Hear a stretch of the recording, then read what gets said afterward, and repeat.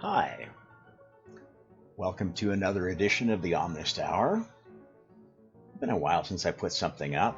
I've had a lot of ideas percolating. Haven't really felt inspired to put one of them into manifestation until now. But let me turn this down a little bit more. I like the background, but it's just a bit much right now.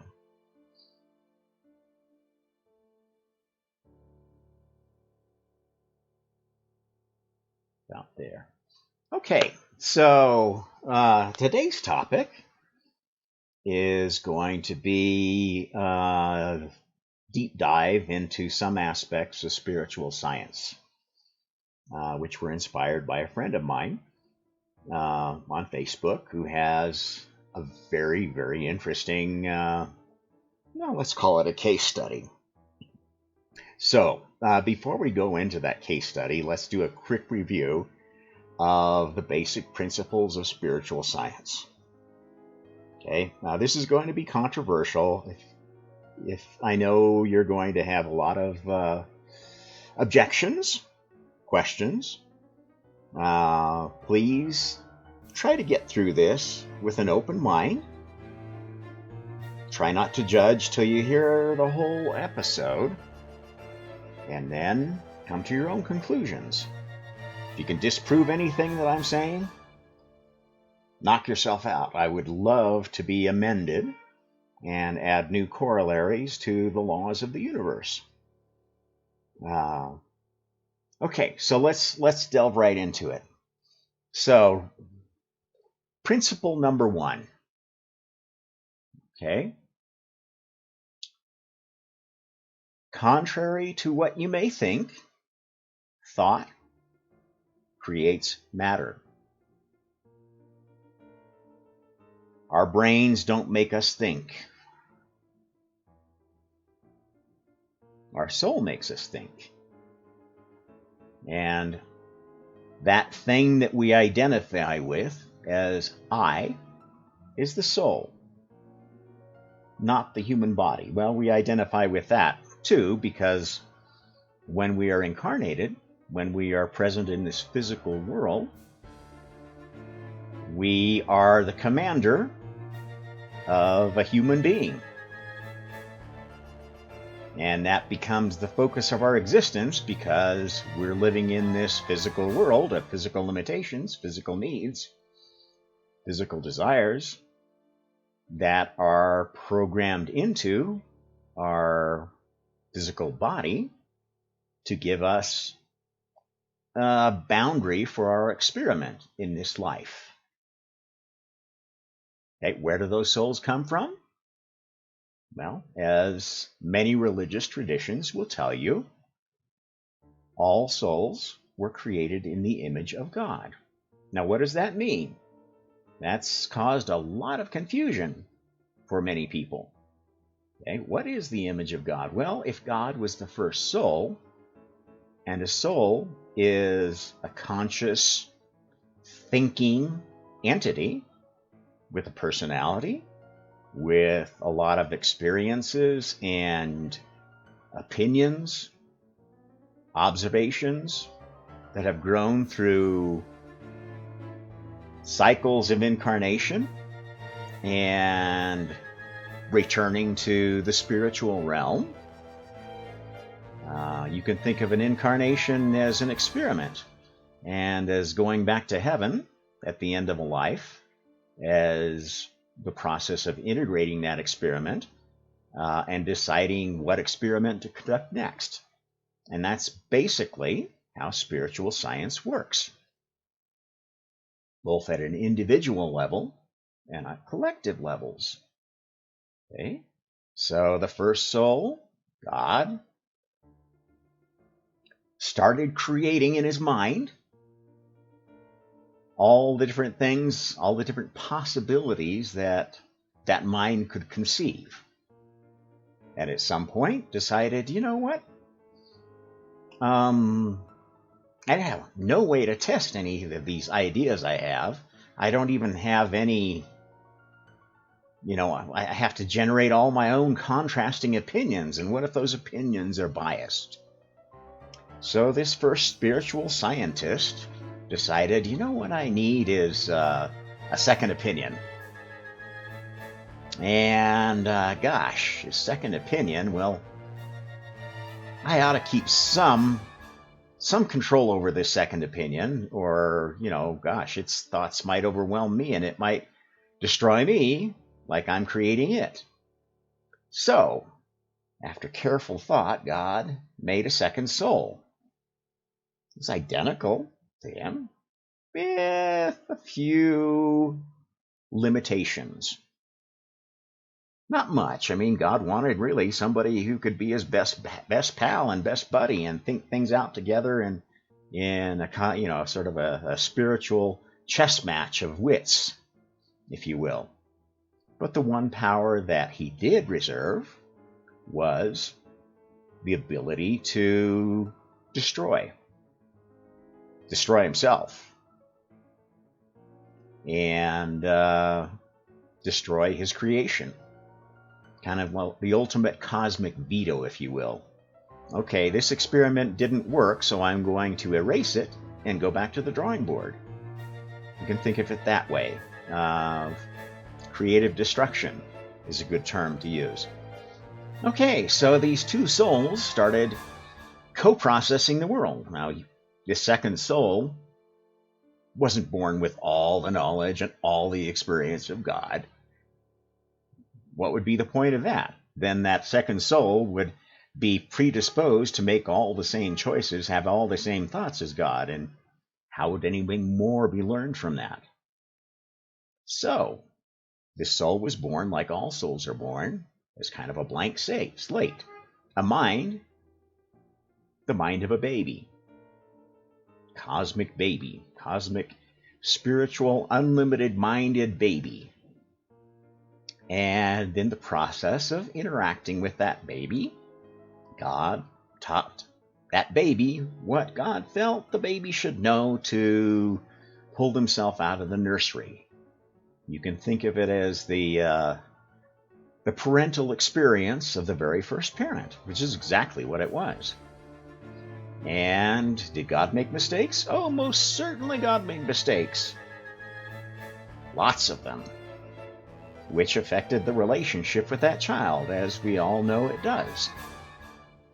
To the point where this child got to the point of sort of the normal teenager, the normal precocious teenager, being fed up with their parent and thinking they knew better than the parent and resenting the parent for all the things that they had withheld or lied about. Or, I mean, if you've ever been a parent, you've lied to your children at least once, and you'll have to admit that.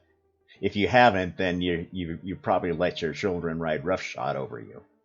You have to tell them these sweet little lies to keep them in the playpen until they're old enough to deal with concepts that you know are beyond them and would be dangerous to expose them to. Okay, so these two spiritual scientists, who weren't really aware that they were scientists because the word science didn't exist, words didn't exist, got into these arguments that would never end. And they started thinking about, well, how are we going to proceed past this impasse? Whatever they were arguing about, whatever they were most at odds with. And they hit upon the idea of, you know what? We need a tiebreaker.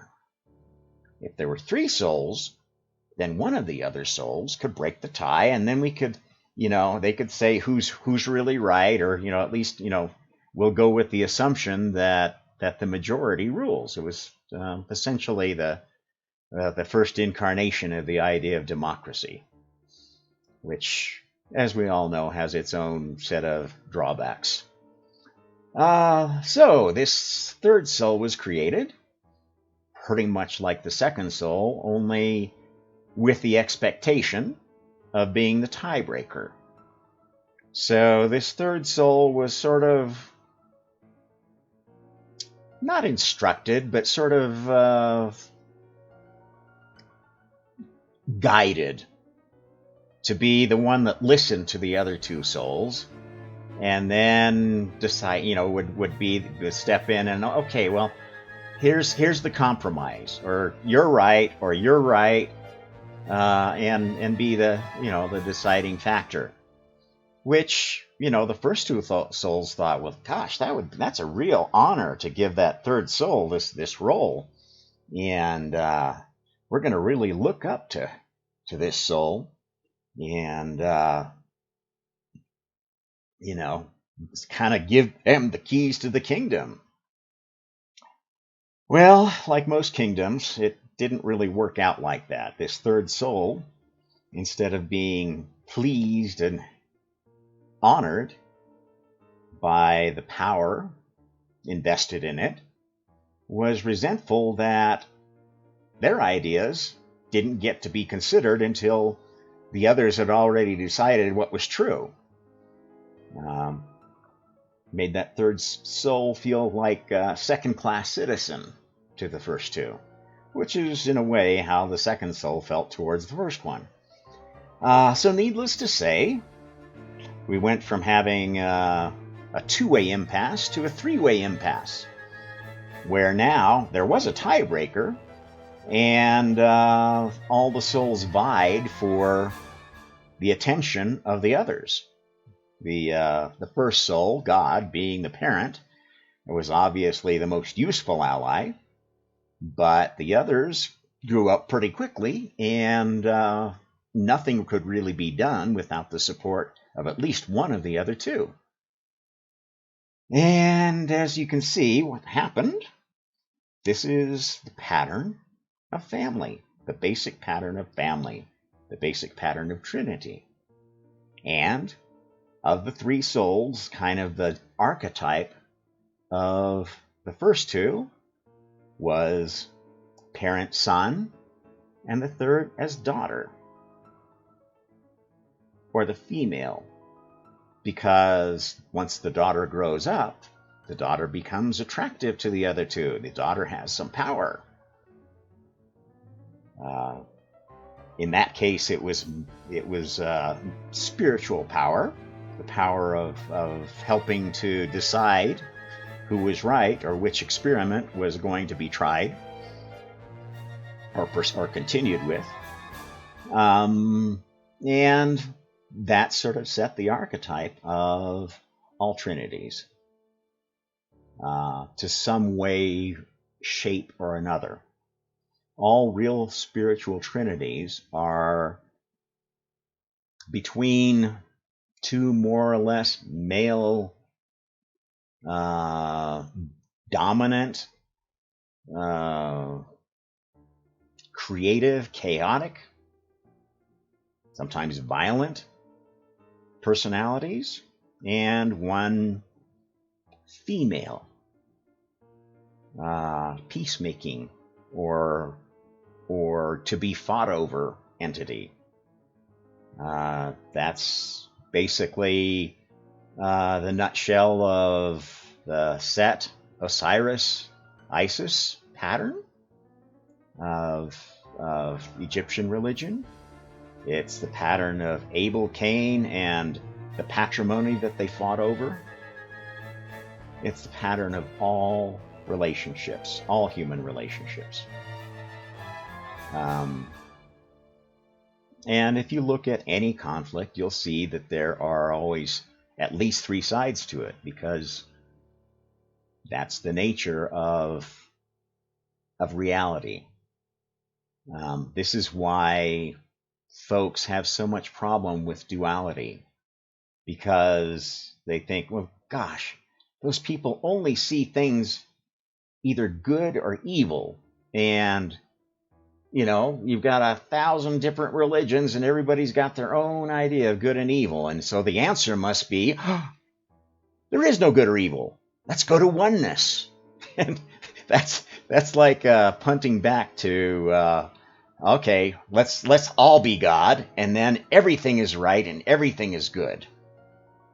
Which, as we know, leads to things like communist dystopia and politically correct cancel culture. which we're seeing the effects of quite clearly right now. At any rate, so that's all an outgrowth of this Trinity pattern. That was the beginning of the first family. First conflict, the first democracy, the first attempted dictatorships. All patterns of government come from that. At any rate, what else do we need to cover as a background before we start talking about our specific case? I think that's a good background. We'll fill in details when we get to it. Okay, let's go back to thought creates reality.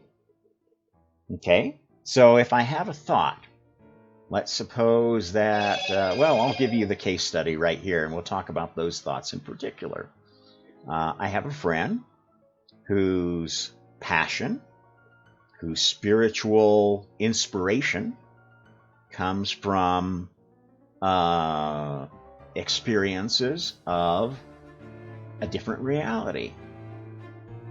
His experience, as he's come to understand it, is centered around the fact, as far as he knows, it's a fact, and I'm not going to dispute his experience. So, his fact is that the Earth itself, everything on it, the mountains, the seas, the volcanoes, the vegetation, you name it, are manifestations of the god Odin, whose body the Earth is. And that, when Odin has an infection, that creates something on the Earth. That there's a tie there. When we poke the Earth around and hurt it, that stabs the side of Odin in some other parallel dimension, perhaps. Okay? Guy sounds pretty crazy, doesn't he? But if you have studied physics, if you've studied mathematics, you know that you can make a good case for having two different spaces with different geometries which map to each other. And the manifestation of one space might be a planet, and the manifestation of the other space might be a giant god. I'd like to hear some of my science friends, mathematician friends, chime in on what they think of that. So it's entirely possible, and in fact, mathematicians do this all the time, creating mental constructs to, basically explore different mathematics that may not be rooted in the physical reality of the world. That train of thought has been with us for a long time. I mean, it's the cliche description of it is trying to prove how many angels can fit on the head of a pin. If you've heard that metaphor, it's a very good way of describing how a philosopher, how a logical, rational philosopher, rooted in what they understand as scientific fact, goes about proving or disproving theories. That's the essence of the scientific method there. The devil in the details is what is a valid base assumption. Now, much of science in the last 200 years has based their work upon the assumption that I am, therefore I think. Forgetting that I think, therefore I am, is a much more defensible proposition.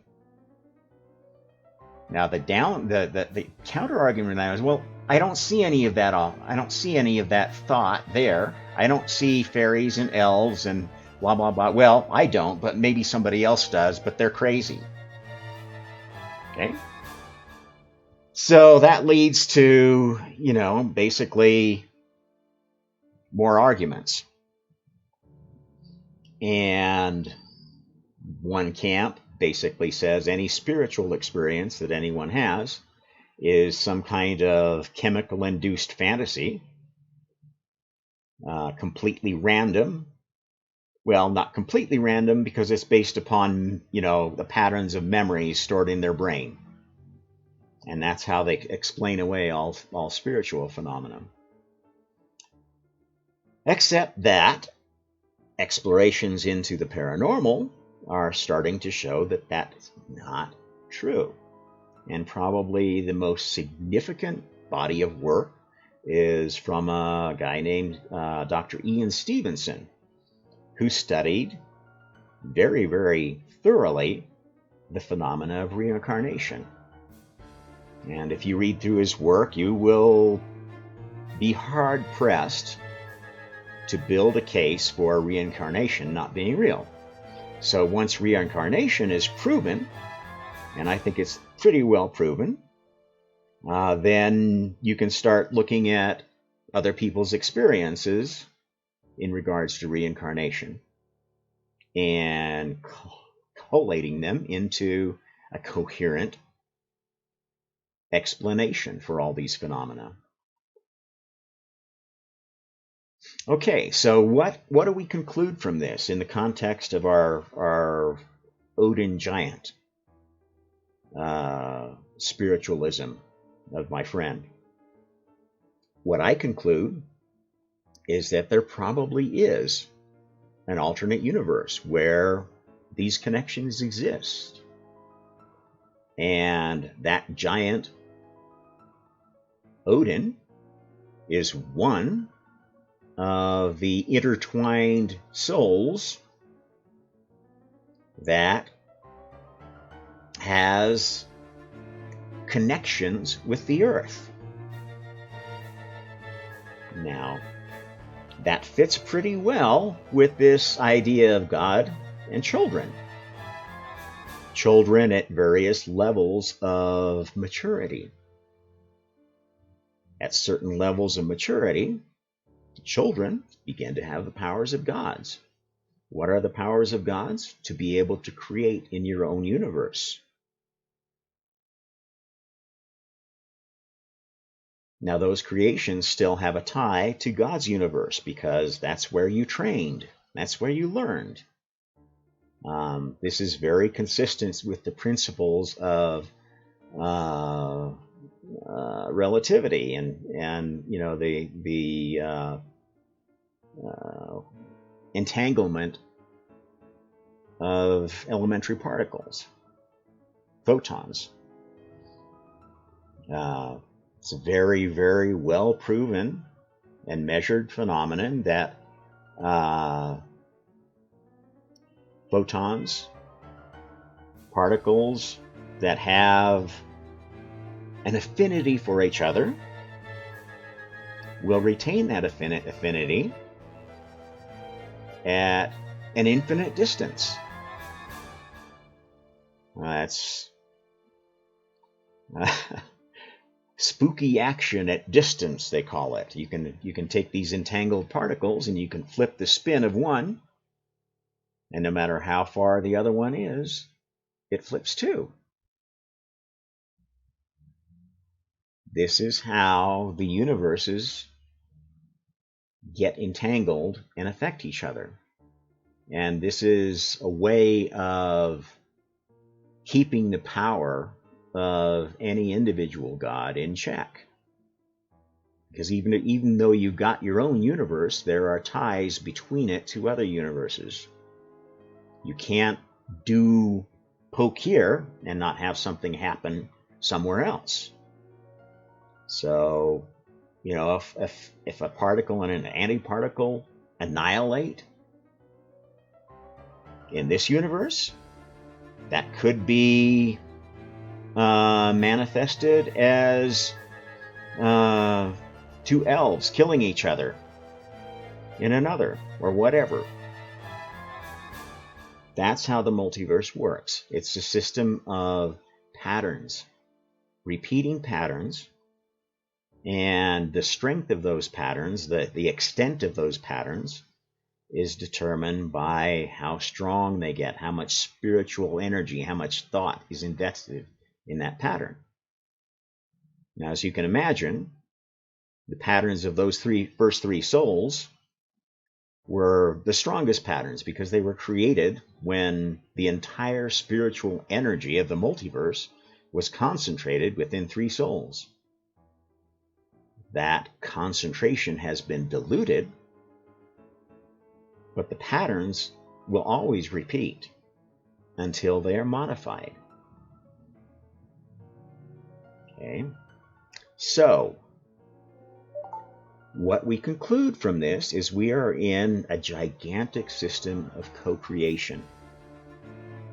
It's not an equal co-creation. It's based upon the spiritual energy, the influence that souls have over each other. Now, how does that work in practice? Well, if you've ever... Well, here's a good example from my past. I was cast once to be an extra in, I can't remember the name of the show, some popular, I think it was a Netflix series.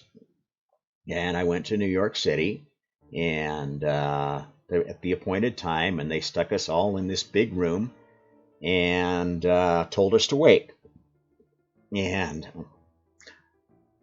between what interactions I had with other people, I kind of noticed how the room behaved.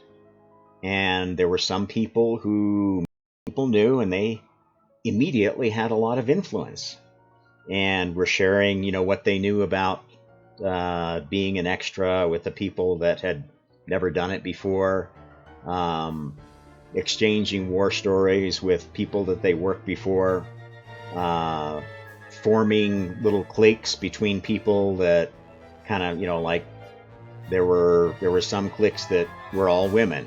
There were other cliques that were all white. There were other cliques that were all whatever, age segregated, whatever they seemed to gravitate toward. And these set up sort of an influence hierarchy in this group. And one of the other interesting dynamics is they were in this big room and there was only one door, and you knew that's where they were going to come to call, okay, I need, this many people, this kind of people, et cetera, et cetera. And so there was also this dynamic of anybody who'd done extra work before and wanted to get camera time would try to stay fairly close to the door and devote part of their attention to anything that might happen at the door, which didn't happen for long periods of time, hours at a time, depending on what kind of scene they were filming.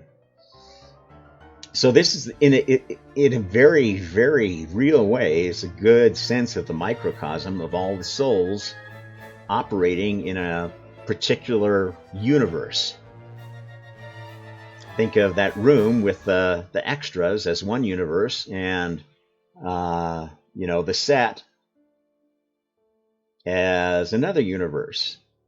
And, they have different rules, they operate differently, and there's a connection between them, the door, and a few people that are allowed to operate that door and do some magic between the two universes. The magic of attracting attention, or the magic of selecting what you're looking for. And that's essentially how universes communicate with each other. That's how all souls communicate with each other with the spiritual power. The spiritual power is the ability to communicate independent of the normal communication methods of the universe you live in. And that ability to communicate is going to be a function of whether you're in a soul body, you're incarnated as a human being, you live under a different set of rules than if you're incarnated as a tree. or if you're incarnated as an elementary particle, you have different scope of perception, different scope of decision, different scope of dependency with other souls. Now, the human vessel is quite a complex one. You are the leader of a human body, which is made up of a lot of different souls. Some big ones like the brain, the oversoul of the brain, the oversoul of the heart, the oversoul of the sexual organs is another important one. The stomach. They all have their own view of the multiverse, of their role in this incarnation. Most of them, their role is pretty well in line with yours. You want to have a successful incarnation, whatever that means to you, of this life in this body. But they differ some, you know. The heart wants to keep beating. It wants to feel happy about its little brain. The heart does have a brain. I don't know if you knew that or not, but the heart has a brain. There's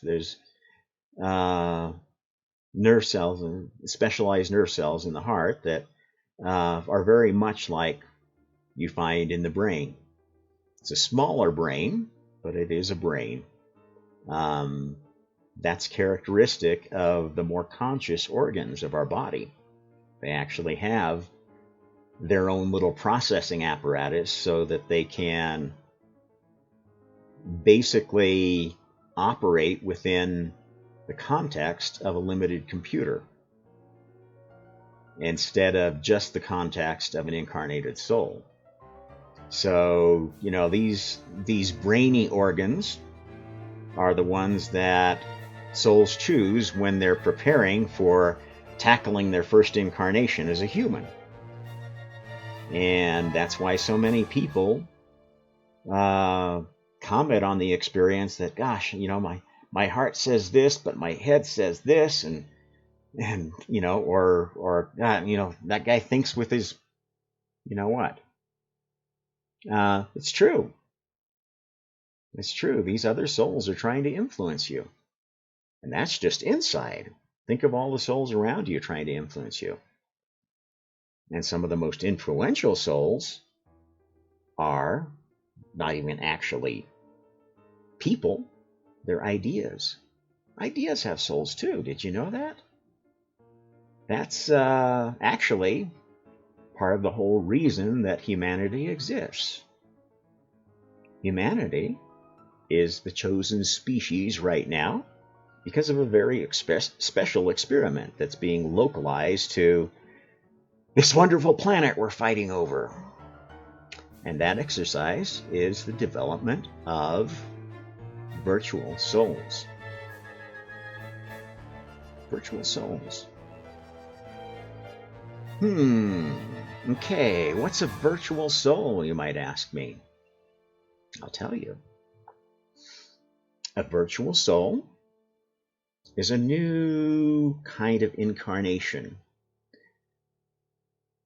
Back in the early times before humanity existed, maybe before this planet was even formed, there were other species. Some of them were intelligent. But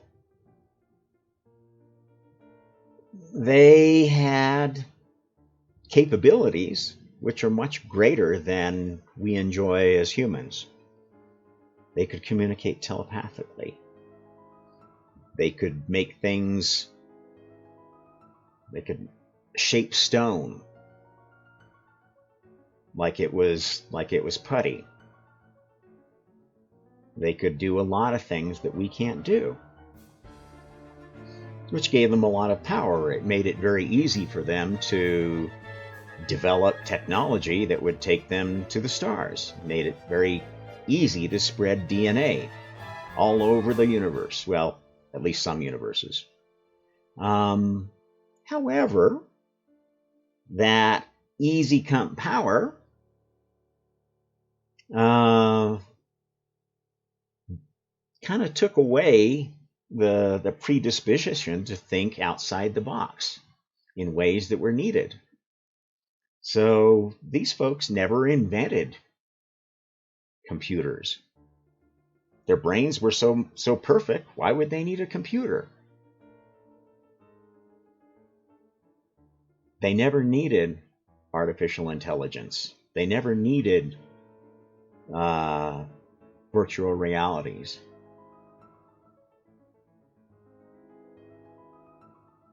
All they could think in terms of was just, okay, I think, therefore I make it concrete.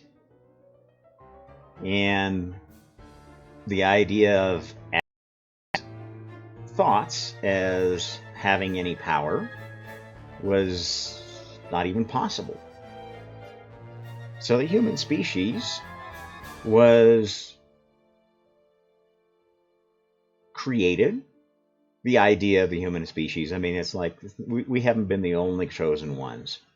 This was tried with the dinosaurs. It was tried many times in many different servings before the creators of this experiment and the custodians of the experiment, gods, if you will, hit upon the idea of isolating this thinking species and changing their DNA such that they could not do all these magical things. Well, some of them still did. There's always mutations, right? That's a truth of evolution, that yes, there is evolution based on mutation.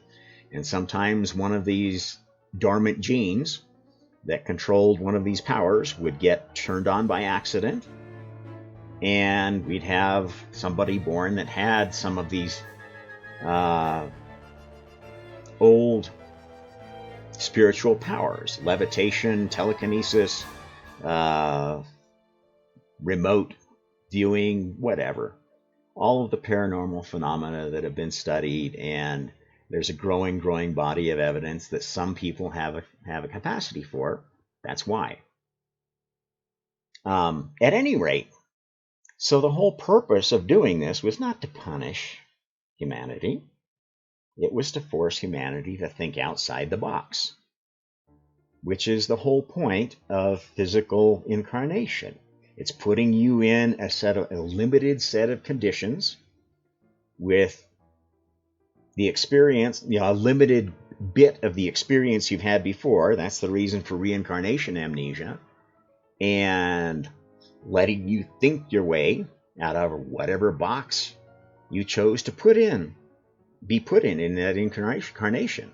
And that's how we plan new lives. New lives are planned around what would I like to create?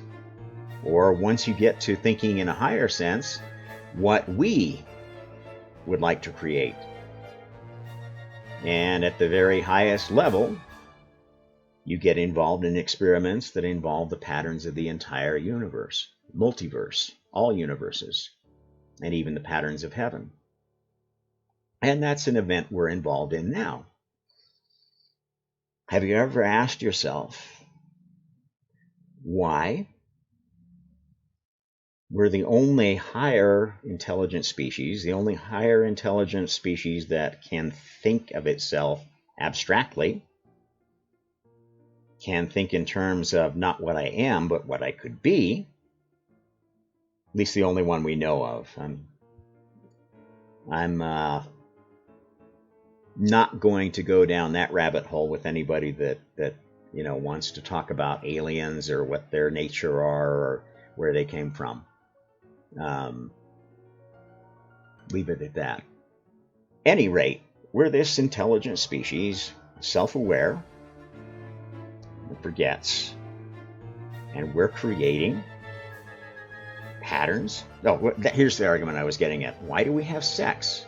Why would this creative, dynamic species have this crazy reproductive system that requires two creatures that are so physically different, so physiologically different, that they can never get along, and yet they're supposed to produce the next generation of the species.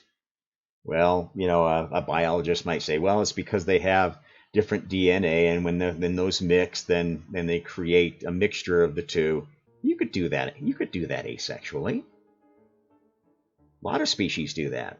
It's no argument. Why do we need this crazy thing called sex? It's because of that first pattern. The first three souls got, who in some sense had no sex, had no particular proclivity, and the other two souls, the son and the daughter, the patterns of chaos and the patterns of order that grow out of those dynamics are mapped into human sexuality. They're mapped into human racial differences. They're mapped into everything we do. Why?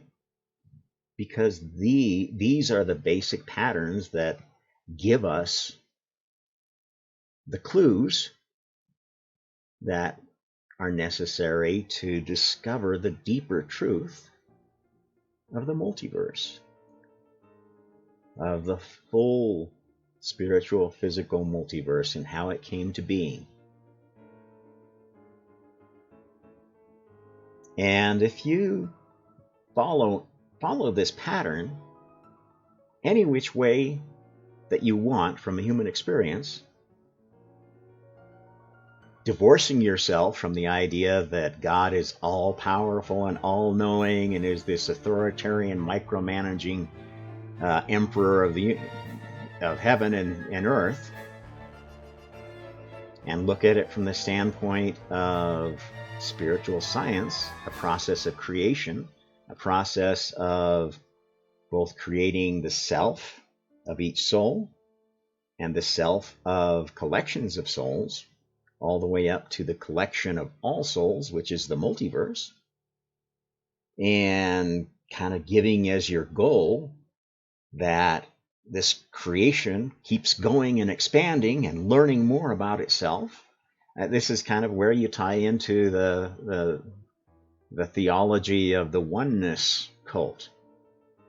They see this multiverse as one organism, one brain. Well, you could view it that way, but that's maybe not the healthiest way to view it, because if you think that you're just a piece of one brain, it makes you susceptible to ideologies like communism, where you argue that the good of the whole is more important than the good of any individual. And that sounds all well and good until you start thinking about, well, wait a minute. The point of the whole exercise is not just the growth of the whole. You want to grow all the souls so they can take a bigger role in the whole. Otherwise, you're going to have this big expanding multiverse without enough black hole operators, without enough photonic masters that make sure all the photons behave. And it's going to be chaos, or it's going to be something that devolves into this static, stale, non-creative universe. And we don't want that. That's not what creation is about. If that's what God had wanted, He would not have given every soul the most fundamental law there is: free will,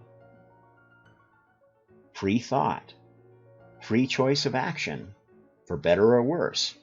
It's not to say you aren't going to suffer any consequences, but every sovereign soul should be able to make the choice and think over the consequences of their own actions. The world is not going to get better by telling everybody what to do all the time. And as soon as you get that through your goddamn thick gourds, the sooner we can get on with the human experiment. Okay, well, I think that's been enough for this session. There's probably many more directions I could go, but I'd probably get censored if I started talking about more specifics of today's world situation. So for that, you'll have to maybe look for me on Facebook or Quora, where I'm quite an active poster, and look for the Omnist symbol, which is my thumbnail in most of the world, most of the online world. We might want to do a special session on that Omnist symbol someday, but I'm not prepared to do it right now. Let me describe it for you in case you haven't noticed it anywhere. It looks somewhat similar to the yin-yang symbol of Taoist philosophy, religion. However, instead of just having the black and the white pieces of the circle and the white and black spheres in them, it has as well a red and a blue. So there's 4 things spinning around in this globe. And if you look closely at it, it's all separated by a little purple band, which, if you look at without the white and black and the red and blue, actually are a circle with what you could view as a cross, potentially even a swastika. If you want to go down that rabbit hole of symbology. And around the outside of this whole apparatus are rays, purple rays radiating out from this rotating mess of black and white and blue and red. I'll leave it to you to think about that until we discuss it. Anyway, look for my symbol. Look for my other blogs. Connect with me on Facebook. I'm easy to find. Everything I do there is public, so you might have fun looking at my history and seeing some of the places I've gone through to get to my level of consciousness. Look for me on Star Maker. That's where I do all my singing. If you happen to catch me in a particularly creative mood, you might find new lyrics for some songs that I didn't quite agree with the original lyrics in terms of the Omnist philosophy. Look for me on Quora. I've actually got 2 accounts there. One on my Yahoo mail, robtrump@yahoo.com, or you can look for ludiofelix@gmail.com. Comment, like, subscribe. If you feel like donating anything, that'd be nice. It's not necessary. You can send to my robtrump@yahoo.com email on PayPal. Let me know if you feel like you want me to have a Patreon. It really doesn't matter to me. When I'm motivated, I'll come and talk to you. When I'm not, I won't. If you want to come talk to me, ask me anything, yeah, I'll do my best to answer you and to engage. If you rub me the wrong way, I'll block you. I don't really have any interest in playing the games that most people want to play online. At any rate, this is Rob Tromp with another edition of the Omnist Hour. Thanks so much for your attention.